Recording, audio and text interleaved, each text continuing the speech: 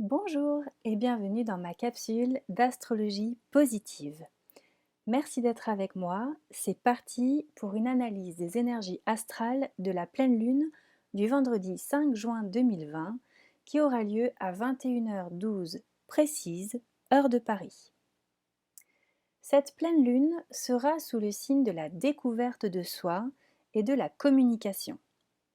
Et oui, comme la nature est tellement bien faite, nous voici prêts à cueillir les fruits issus des graines que nous avons plantées à la dernière nouvelle lune, voire aux précédentes, dans les domaines de la connaissance personnelle et des communications.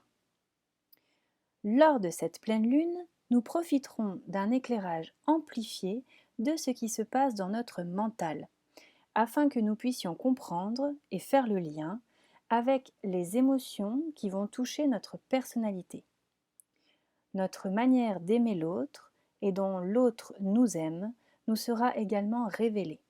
Disons que nous allons pouvoir en prendre conscience. De manière générale, même pour ceux qui ne sont pas en couple, l'axe de la relation à soi-même et à l'autre est à travailler sur la manière dont nos émotions personnelles vont nous amener à communiquer avec les autres avec plus d'affection. Nous allons tendre à trouver un équilibre entre nos idéaux et nos mouvements du quotidien. Pour nous y aider, de la sagesse et du recul dans notre manière de communiquer au sein de notre foyer sera plus facile à mettre en œuvre que d'habitude. Non sans une touche d'humour et d'originalité, surtout auprès de nos enfants, ou, pour ceux qui n'ont pas d'enfants, dans la manière de prendre les bons côtés de la vie et de se rassembler pour festoyer. Cette communication plus sensible et attentionnée que d'habitude, plus reliée à nos émotions personnelles et maternantes, vont nous permettre d'aborder des sujets très profonds, où l'action que nous entreprenons va se mêler avec nos rêves profonds, dont le but est de créer un monde plus doux et plus sage, et surtout en accord avec nos sentiments et nos ressentis les plus intimes. Même si on ne sait pas toujours exactement comment vont se réaliser nos souhaits les plus hauts pour que nos enfants profitent d'un monde sain et prospère, on débat volontiers sur les structures que nous devons développer et en lesquelles on doit déjà au moins croire pour que le monde de demain puisse se restructurer et que la manière dont on utilise la Terre puisse se transformer complètement, c'est-à-dire se métamorphoser afin de renaître de ses cendres dans un futur proche. On retrouve ici les thèmes collectifs de cette année 2020, comme l'envie de plus en plus prenante et présente de cultiver les sols avec conscience, savoir, amour et respect, et que cette révolution des sols se fasse en lien avec un idéal universel, à dimension à la fois individuelle, comment se nourrir soi-même, mais aussi planétaire, comment nourrir l'humanité. La nature est enfin vue elle-même comme une technologie propre et autosuffisante, au service de la vie et au service de l'être humain. Donc à l'image par exemple de la permaculture, qui prend de plus en plus d'ampleur dans l'inconscient collectif, on se rend compte que les technologies humaines sont finalement le plus souvent destructrices, alors que la nature, elle, ne demande qu'à créer. Bien évidemment, de nombreux pionniers ont déjà convaincu bon nombre d'entre nous, mais ici, ce qui est fort et puissant, c'est que ce nombre augmente de façon exponentielle et à grande vitesse, et que d'ici l'hiver prochain, notre inconscient collectif aura changé, car nous sommes justement de plus en plus nombreux à avoir ces idées en tête. Alors, quels sont nos défis pour cette période de pleine lune, cette nouvelle période dans laquelle on rentre? Eh bien, il va falloir prendre conscience des enjeux qui se cachent derrière chaque action ainsi que derrière chaque communication, afin de déceler quel concept nous voulons servir, quel concept nous voulons glorifier. Il va falloir utiliser nos émotions personnelles, se connecter à notre ressenti pour savoir quelles sont les actions que nous devons mettre en place et aussi de qui s'entourer pour que ces actions puissent prendre de l'ampleur et permettre une évolution et la mise en place d'un système pérenne.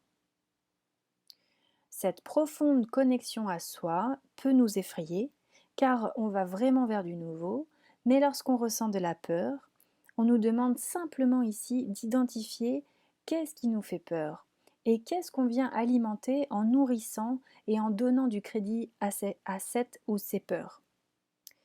Une fois nos peurs identifiées, la conscience de nos émotions va être renforcée et on pourra accéder à une communication interne plus pure. Donc interne, c'est-à-dire avec soi-même. Permettant également une communication plus authentique avec l'extérieur, donc avec notre entourage. Nos émotions et nos projets peuvent parfois nous sembler loin de notre portée matérielle, et pourtant ils n'ont jamais été aussi reliés sur le plan énergétique. Tout le monde sait à présent que la réalité prend d'abord racine dans l'esprit, dont on peut et même on doit continuer à cultiver et à chérir nos idées les plus belles sans perdre de vue qu'elles vont se réaliser un jour, car l'univers tout entier est à l'œuvre pour accomplir nos souhaits, surtout lorsqu'ils servent l'humanité et le bien de tous. En tout cas, voici une très bonne nouvelle. C'est que nos désirs et nos actions vont être purifiés et que nous allons en prendre conscience d'une manière ou d'une autre. Notre mental va comprendre que nous devons représenter plus d'amour et d'affection dans nos échanges rapides, c'est-à-dire avec les inconnus, les passants, nos voisins, et que le processus est enclenché même chez les personnes les plus hautaines jusque-là.